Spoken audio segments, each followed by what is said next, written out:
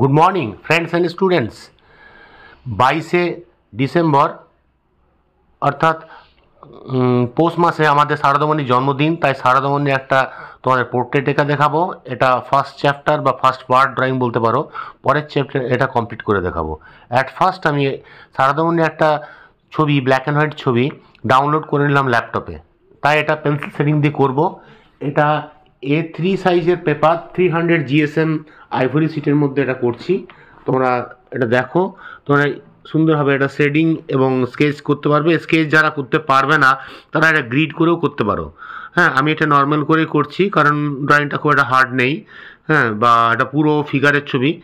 At first আমি দেখো light একটা স্কেচ করে নিচ্ছি। হ্যাঁ, এখানে লাইন যে ঘরের মধ্যে বসে আছে সেই ঘরের একটা স্কেচ করে নিলাম। এখানে একটা সার্কেল করে একটা ফেস করে নিলাম। আমি ধীরে ধীরে তোমাদের দেখাচ্ছি। তারপরে এখান থেকে বডিটা এইভাবে নামবে, ঠিক আছে। বডিটা থেকে হাত দুটো এইভাবে এক জায়গাতে গুটিয়ে বসে আছে। পুরোটাই তো শাড়ি দিয়ে কভার, খুব একটা ড্রয়িংয়ের কিছু নেই। হাত এবং পায়ের পাতা আর ফেস এবং ব্যাকগ্রাউন্ড করলে আমাদের ড্রয়িং শেষ। তাই খুব একটা টাফ কিছু নেই। মুখটা একটু ডিটেলিং করতে হবে, হাতগুলো এবং পাগুলো, আর বাইরে আউটসাইড মোটামুটি করলেই হবে, ঠিক আছে। দেখো স্কেচটা এইভাবে মোটামুটি করলে আমাদের স্কেচটা হয়ে গেল। এবারে আমি এটা শেডিংটা স্টার্ট করব। ফার্স্ট তোমরা খুব হালকা পেন্সিল দিয়ে শ্যাডোগুলো করো, 2B 4B বা HB পেন্সিল দিয়ে।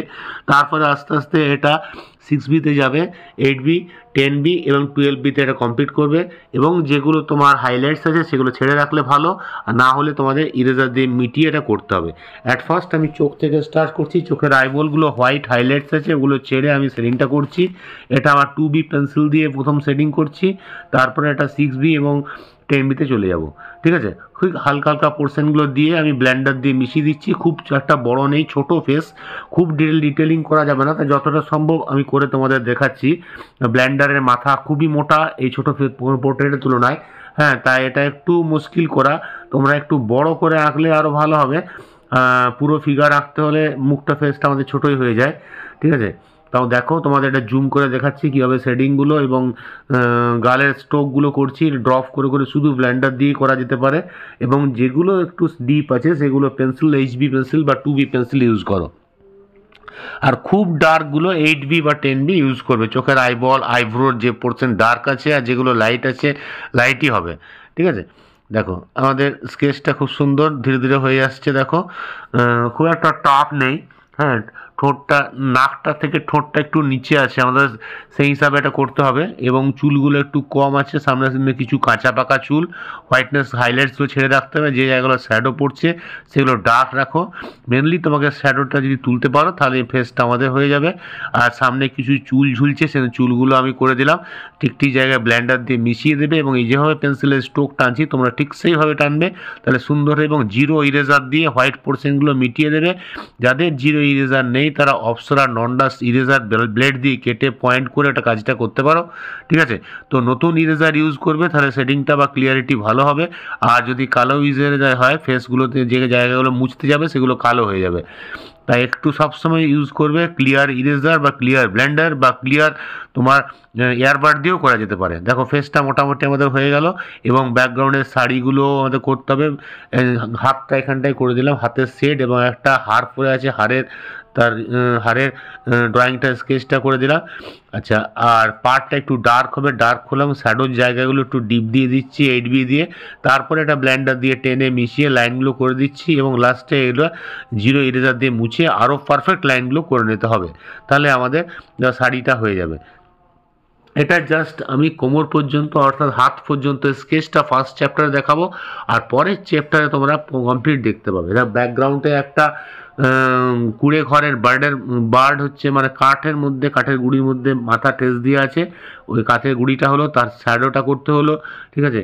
এইভাবে শ্যাডোগুলো করবে। খুব লাইট প্রথমে কাজ করবে, একদম ডার্কে যাবে না। ডার্ক হয়ে গেলে লাইট করা খুবই মুশকিল।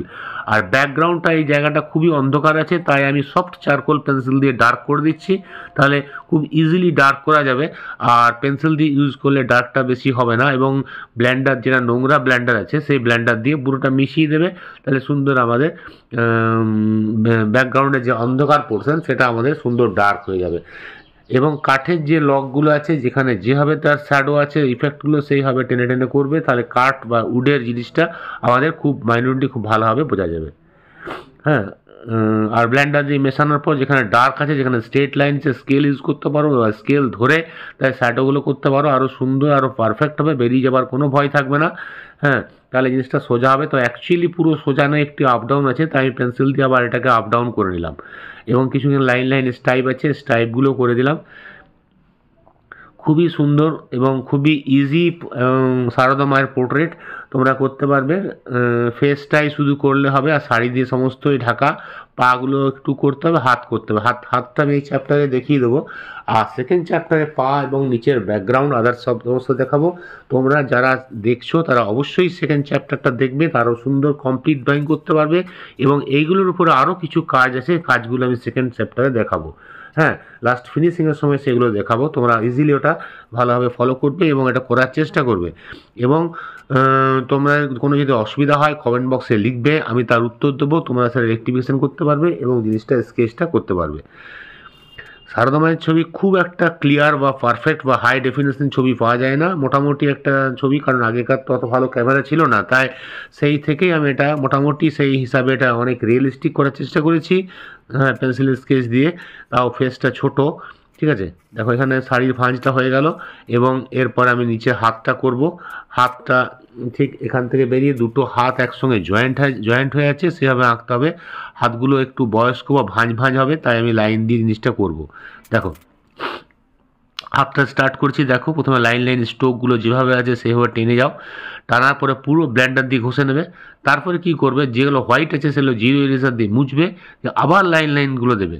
তাহলে জিনিসটা হাতে একটা চুড়ি পরে আছে, চুড়িটা করবে ঠিক লাইন করে, তার শ্যাডো, তার ইফেক্ট যেভাবে সেটা 3D মনে হয় সেই হিসাবগুলো করতে হবে। এবং হাতের লাইনগুলো স্ট্রোকগুলো ঠিকভাবে ভাঁজগুলো যেভাবে আছে করতে হবে, ব্লেন্ডার দিয়ে মিশিয়ে দিতে হবে। জিরো ইরেজার দিয়ে যেগুলো বেশি চকচক করছে বা হোয়াইটনেস বা লাইট পড়ছে সেগুলো মুছে তোমরা ক্লিয়ার করবে। তারপরে আবার তোমরা 10B পেন্সিল দিয়ে মেন ডার্ক পোর্শনগুলো দেবে, তাহলে ইফেক্টটা আসবে। হাতটা যে ফোল্ড করে আছে সেইটা বোঝা যাবে এবং হাতটার ভাঁজগুলো বয়স্কের যে ভাঁজটা হয় সেই ইফেক্টটা আসবে। দেখো হাত আমাদের হয়ে গেল। শাড়ির ভাঁজগুলো খুব লাইট হবে, কারণ হোয়াইট শাড়ি একদম ডার্কে যাবে না। হ্যাঁ, এখানে ফোল্ড হয়ে ভাঁজগুলো পড়ছে, তার সাইডে করলে ব্যাকগ্রাউন্ডটা একটু ডার্ক করতে পারো, যাতে তোমার হোয়াইটনেসটা ভালোভাবে ফোটে। ঠিক আছে, আমরা যে মাটির ঘরের মধ্যে বসে আছে সেই ঘরের কাঠ এবং মাটির ইফেক্টগুলো তোমাদের এই পেন্সিল দিয়ে আনতে হবে। এটা তো কালার নয় যে কালার করে তোমার জিনিসটা বুঝে যাবে, কিন্তু বোঝাতে হবে তোমাকে পেন্সিল শেড করে। ঠিক আছে, দেখো আমাদের হয়ে গেল মোটামুটি ড্রয়িং কমপ্লিট ফার্স্ট চ্যাপ্টার। তোমরা অবশ্যই সেকেন্ড চ্যাপ্টার ফলো করবে। তোমাদের যে নতুন যারা চ্যানেলটা প্রথম দেখছো, চ্যানেলটা লাইক, সাবস্ক্রাইব এবং কমেন্ট করতে ভুলবে না, তাহলে পরের ক্লাসে অ্যাটেন্ড করতে পারবে এবং আরও সুন্দর ড্রয়িং শিখতে পারবে। Bye bye.